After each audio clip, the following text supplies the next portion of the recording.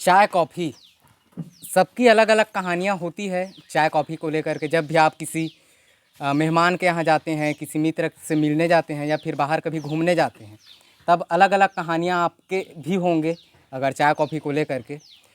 जब कभी भी गांव के बच्चे या फिर आदिवासी क्षेत्र के बच्चे अगर गवर्नमेंट जॉब की तैयारी करने के लिए जब कभी शहर जाते हैं, किन किन चुनौतियों का सामना उनको करना पड़ता है और उन चुनौतियों का सामना करते करते किस प्रकार से सफलता उन लोगों को हासिल होती है, उस पर हमारे ही धमतरी जिला के एक भाई है भानु प्रताप कुंजाम जी, उसके द्वारा एक उपन्यास अभी लिखा जा रहा है और शायद 1-2 तारीख को वह रिलीज भी होने वाला है।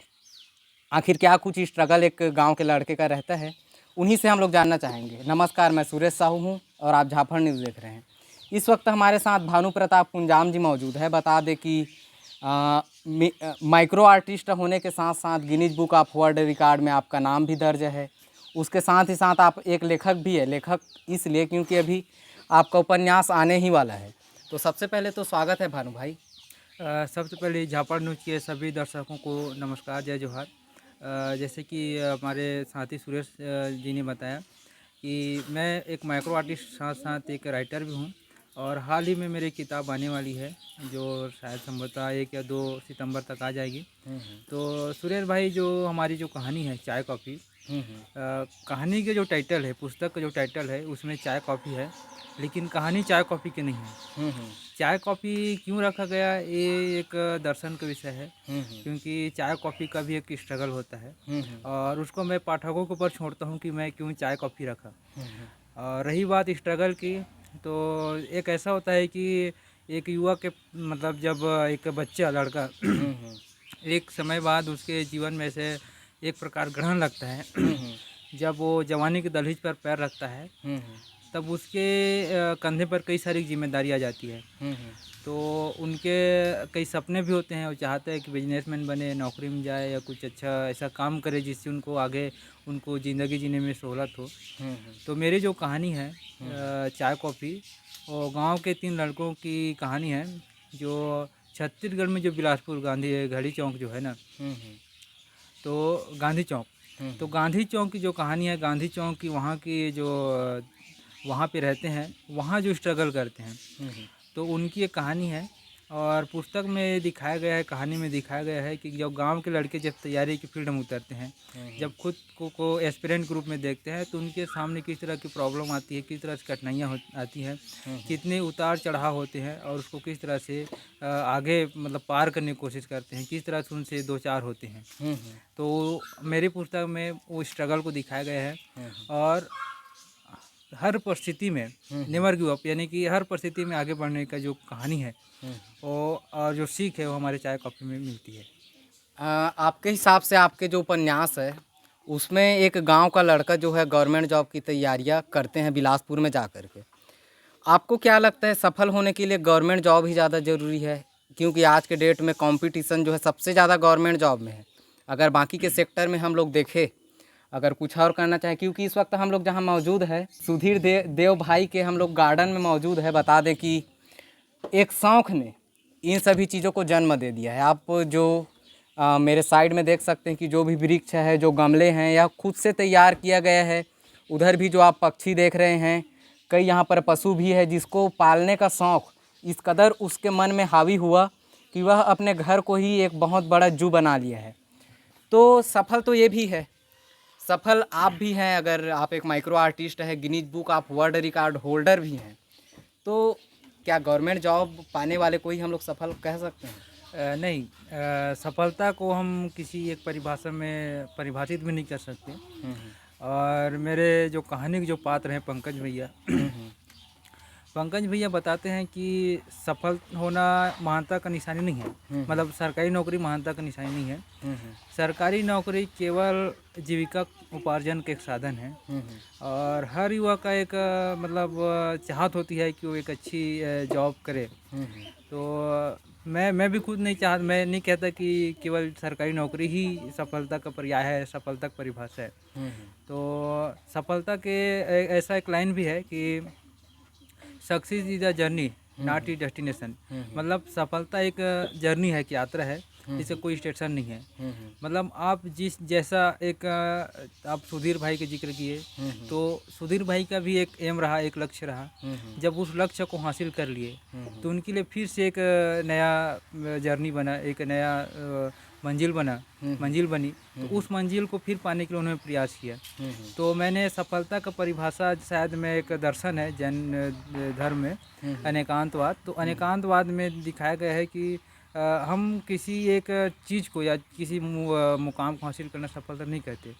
मतलब वो एक जर्नी रहता है, एक जर्नी होती है जिस पर वो हासिल करता है, फिर आगे बढ़ता है। मतलब गौतम बुद्ध ने भी अपने क्षणिकवाद में कहा कि इच्छा जिस तरह से क्षण क्षण बदलते हैं, सफलता का अर्थ, सफलता का जो एक बोलना चाहिए स्वरूप है, वो समय समय पे बदलते रहता है। तो मैं सफलता का कोई एक डेफिनेशन नहीं बदल सकते कि जो सरकारी नौकरी हासिल कर लिया वही सफल है। आपका जो उपन्यास है रियल लाइफ स्टोरी पर बेस है कि काल्पनिक इमेजिनेशन पर बेस है? देखिए, मेरा मानना है और मैं जितने राइटरों को पढ़ा है तो मुझे लगता है कि कहानी कल्पना से परिपूर्ण नहीं होती। कहानी में कुछ कल्पनाएं होती है, लेकिन कहानी कभी ना कभी हकीकत में तब्दील होती है, हकीकत पर बेस कहानी लिखी जाती है। तो मेरी जो कहानी है कुछ सच्चे पात्रों को लिया गया है और लगभग 75% मैं मानता हूँ कि इसमें सच्ची घटनाओं का जिक्र है। तो ये कहानी और बाकी जो कुछ ऐसे हिस्से हैं जो शायद कल्पना है और बाकी सच्ची, मतलब सच्चे किरदारों पर बेस कहानी है। किन उद्देश्यों को लेकर के आपने इस उपन्यास का निर्माण किया है? देखिए, ऐसा रहा कि मैं भी खुद एस्पिरेंट रहा हूँ और मैं खुद अब तैयारी कर रहा हूँ या तैयारी फेज पे रहा। तो हमें लगता है कि कई बार हम रात को 1 बजे 2 बजे पढ़ कर उठते हैं, या जब पढ़ते पढ़ते कई बार हम ऐसे क्वेश्चन मार्क पर हम पहुँच जाते हैं जहाँ आगे हम कुछ समझ नहीं आता। घड़ी देखते हैं तो पता चलता है कि रात के 2 बज गए हैं, अब हम क्या करें। मन करते एक और पढ़ें और शरीर कहते एक सो जाएँ। तो हमको उस टाइम कैसा टॉनिक की आवश्यकता होती है जिसको हम थोड़ा सा लें और आगे बढ़ें। तो मैं जो कहानी लिखा हूँ उसमें मुझे लगा कि मैं जो स्ट्रगल किया हूँ, और मेरे अलावा मेरे तरह कई ऐसे युवा हैं जो अपने कमरे में रात को 2 बजे 2:30 बजे 3 बजे तक बैठे रहते हैं। तो उनको निरंतर एक मोटिवेशन की आवश्यकता होती है। और कई बार तो हमको कुछ ऐसी भी चीज़ें होती हैं जो हमको मोटिवेट करती है कि हमको करना चाहिए ऐसे करके। लेकिन अधिकतर युवाओं के साथ या अधिकतर जो एस्पिरेंट उनके साथ ऐसा होता है कि कुछ समय बाद उनका जो मोटिवेशन है वो लोगों के तानों से और ज़िंदगी और जिम्मेदारियों की जो थपेड़े पड़ते हैं उसमें थोड़ा बिखर जाते हैं। तो उस टाइम मुझे लगा कि नहीं, ऐसा किताब होनी चाहिए। और मैं खुद कुछ किताब पढ़ा हूँ तो मुझे लगा कि नहीं, लिखनी चाहिए। तो मैं अपनी पहली किताब और अपने स्ट्रगल को और अपने जो कुछ सीनियर्स हैं और अपने कुछ साथी हैं उनकी स्ट्रगल को देखकर ही मैं एक पहली किताब की रचना की है। अच्छा, तो अब आखिरी में आपसे ये जानना चाहूँगा कि किस किस प्लेटफॉर्म पर आपका जो यह उपन्यास है उपलब्ध रहेगा और कब यह उपलब्ध हो जाएगा, रिलीज कब होगा? मैं ये बता दूं कि मैं जब किताब लिखने के बाद मैंने लगभग 14-15 प्रकाशन में बात हुई और हर प्रकाशन की सुविधा और उनसे जो भी मुझे अच्छा लगा तो उसमें मैं शब्दाकुन पब्लिकेशन से मेरा पुस्तक प्रकाशित हुआ है। और शब्दाकुन पब्लिकेशन से इसलिए क्योंकि उन्होंने जिस तरह से मुझे सपोर्ट किया और जिस तरह से मैंने कई बार कुछ हिस्से में हम लोग कभी कभी तो ऐसा होता था कि रात के 11 से 10 से 11 बजे हम लोग डिस्कस करते थे। तो लगता है नहीं, यहाँ पे ये चीज़ होना चाहिए, यहाँ पे ये चीज़ होना चाहिए।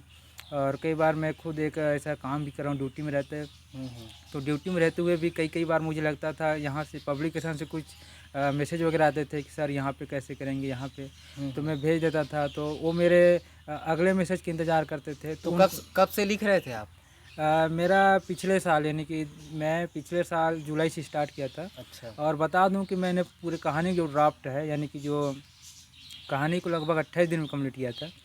और 28 दिन में कंप्लीट करने के बाद मैं उसमें निरंतर परिमार्जित करते गया, उसमें सुधार करते गया। कई बार एडिटिंग हुई और कई बार हमको लगा कि कुछ ऐसे भी शब्द हैं, कुछ ऐसे घटनाएं हैं जिसको हमको लिखनी चाहिए और कुछ ऐसी घटनाएं जिसको हमको नहीं लिखनी चाहिए, उससे समाज पर क्या प्रभाव पड़ेगा। तो हमने कोशिश की कि जहाँ जो भी लिखे हैं ईमानदारी से लिखे हैं और हमारे युवा साथियों को मोटिवेशन की काम करेगी। रही बात किताब कहाँ पर उपलब्ध होगी, तो ये किताब जो अमेजन पर उपलब्ध हो जाएगी। और ये लगभग हमारे सितंबर माह के पहले वीक में स्टार्ट हो जाएगी, पहले सप्ताह से मार्केट में आ जाएगी किताब। आप इस उपन्यास से युवाओं को मोटिवेट करना चाहते हैं, आपको मोटिवेट कौन करते हैं? देखिए, ऐसा नहीं है कि किताब से मैं युवाओं को मोटिवेट कर रहा हूँ। सच कहूँ तो किताब ने मुझे खुद मोटिवेट किया है। और मैं तो ऐसा है कि मुझे खुद नहीं पता था कि मैं एक उपन्यास लिख सकता हूँ। मैंने तो जब स्टार्टिंग किया तो मुझे लगा था कि मैं छोटी-छोटी स्टोरी लिखूँगा और अपने मैं क्या देख रहा हूँ, किस तरह से अपने प्रॉब्लम को फेस कर रहा हूँ। तो स्टार्टिंग वही था कि मैं छोटी-छोटी घटनाओं को लेकर ही एक किताब के रूप मतलब पुस्तक के रूप में लॉन्च करूँगा। लेकिन मुझे जब मैं लिखा वो एक उपन्यास पूरी घटनाक्रम को देखा तो मुझे लगा कि नहीं यार, वाक़ई में जो किताब मैं लिखा, किताब ने मुझे खुद को बहुत कुछ सिखाया। और युवाओं के लिए तो ऐसा है कि देखिए, सीखने के लिए हर जगह कुछ ना कुछ है। और बोलते हैं ना कि नज़रिए की बात होती है कि आप उस चीज़ में, जैसे कि हमारे पास कोई गिलास है, गिलास में आधा पानी भरा हुआ है, आधा खाली है। तो आपके नज़रिए के ऊपर है कि आप खाली को देख रहे हो कि भरे हुए को देख रहे हो। तो मेरी किताब भी कुछ कई लोगों को अच्छी नहीं लगेगी, कहीं कहीं उनको लगेगा कि नहीं यार, यहाँ पे ये चीज़ गलत लिखा गया है। और कई लोगों को वही शब्द सही लगेगा, नहीं इन्होंने सही लिखा है। तो मैं युवाओं के ऊपर छोड़ता हूँ, जो पाठक हैं उनके ऊपर छोड़ता हूँ। और उनको ये भी बोलना चाहूँगा, अगर मेरी किताब पढ़ते हैं तो किताब के पीछे कवर में मेरा सोशल साइट का जो उसको डाला हुआ हूँ। आप लोग फेसबुक में हो चाहे इंस्टा में मुझे किताब को पढ़िए और मुझे टैग कीजिए या कोलैब कीजिए। मैं बिल्कुल आपके समीक्षा का, आपके रिव्यू का इंतज़ार करूँगा। अच्छा, तो उम्मीद करते हैं कि यह वीडियो आपको पसंद आया होगा और जिस प्रकार से, जिस बेसब्री से हम इंतज़ार कर रहे हैं भाई के चाय कॉफ़ी उपन्यास का, आप लोग भी इंतज़ार कर ही रहे होंगे। यह वीडियो अगर आपको पसंद आता है तो इस वीडियो को लाइक करके बाकी लोगों तक भी शेयर आप अवश्य कीजिएगा। चैनल पर नए हैं तो चैनल को सब्सक्राइब करके रखिएगा, जिससे कि छत्तीसगढ़ के बाकी खबरों से आप अपने आप को रूबरू कर सके। धन्यवाद।